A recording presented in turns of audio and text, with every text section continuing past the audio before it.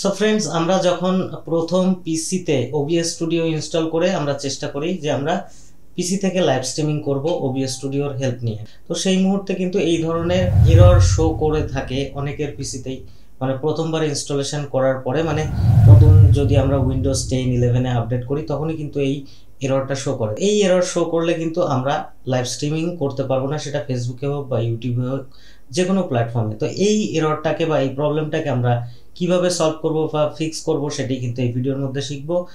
আর যদি ভিডিওটি ভালো লেগে থাকে ভিডিওটিকে লাইক করবেন, আর চ্যানেলে নতুন হয়ে থাকলে চ্যানেলটিকে সাবস্ক্রাইব করে পাশের বেল আইকনটিকে প্রেস করে দেবেন, যাতে আমার আপলোড করা সমস্ত ভিডিওর নোটিফিকেশন আপনাদের কাছে পৌঁছে যায়। সো চলুন ভিডিওটি স্টার্ট করা যাক। আমার এখানে কি দেখাচ্ছে, দা installed NVIDIA driver does not support this NVENC version upgrade driver। এই প্রবলেমটা কিভাবে এখন সলভ করব, ঠিক আছে, দেখে নেওয়া যাক। সো আমরা এখানে একটি ট্রিক অ্যাপ্লাই করে দেখি কাজ হয় কিনা। তো আমরা চলে যাব সেটিংসে যাওয়ার পরে আমরা চলে যাব আউটপুট এখানে সিম্পল রয়েছে, আমরা অ্যাডভান্সে যাব।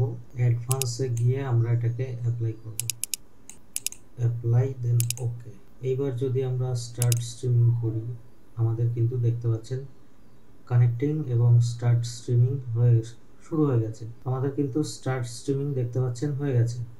এবার আমরা চলে যাব আমাদের ফেসবুকে। এবার আমরা গো লাইভ করলেই আমাদের কিন্তু লাইভ স্টার্ট হয়ে যাবে।